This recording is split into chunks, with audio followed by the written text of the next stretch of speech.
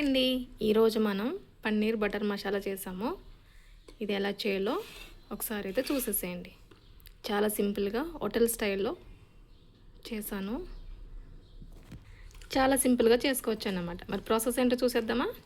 వచ్చేసేయండి. పట్టుకొని దీంట్లో ఆయిల్ వేసుకోవాలి. నేను ఒక 2 స్పూన్స్ ఆయిల్ వేసుకుంటున్నా.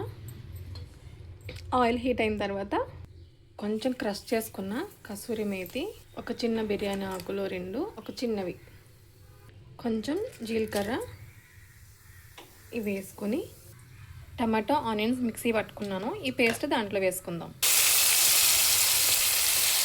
ఇది కొంచెం ఆయిల్ పైకి వచ్చే వరకు దీన్ని బాగా మగ్గించుకుందాం. అల్లం వెల్లుల్లి పేస్ట్, కాస్త ఉప్పు వేసుకుంటున్నాను. దొడ్డు ఉప్పు వేసాను కాబట్టి కొంచెం తక్కువ వేసుకుంటున్నాను. ఇది బాగా కలుపుకుందాం. అల్లం వెల్లుల్లి పేస్ట్ ఫ్రై అయ్యే వరకు. అల్లం వెల్లుల్లిపాయ ఆనియన్స్ అన్నీ ఫ్రై అయిన తర్వాత కొంచెం బఠానీ వేసుకుంటున్నాను. ఇది కూడా దీంట్లోనే ఫ్రై అవ్వాలి.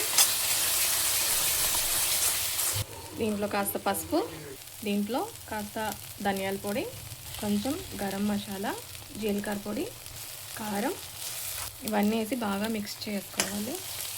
ఇవన్నీ కూడా కొంచెం ఫ్రై అవ్వాలి. ఇప్పుడు దీంట్లో కాస్త వాటర్ పోసుకోవాలి.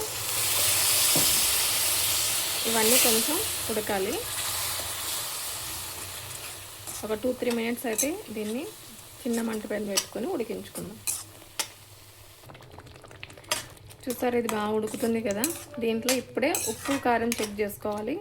ఉప్పు కారం ఏమైనా తక్కువ ఉంటే దాన్ని అడ్జస్ట్ చేసుకోవాలి. నాకైతే అన్నీ సరిపోయినాయండి. ఇప్పుడు మనం ఈ స్టేజ్లో పన్నీర్ అయితే యాడ్ చేసుకుందాం. దీంట్లో ఇప్పుడు మనం పన్నీర్ యాడ్ చేసుకుంటున్నాం. ఇది ఒకసారి కలిపేసుకుందాం. ఇప్పుడు మంట స్లోగా పెట్టుకొని దీన్ని ఒక 5 మినిట్స్ అయితే కుక్ చేసుకుందాం.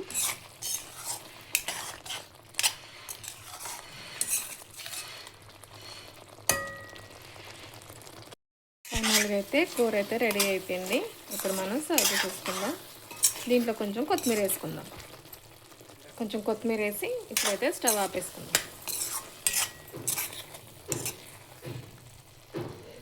అంతేనండి, పన్నీర్ బటర్ మసాలా కూర అయితే రెడీ అయిపోయింది.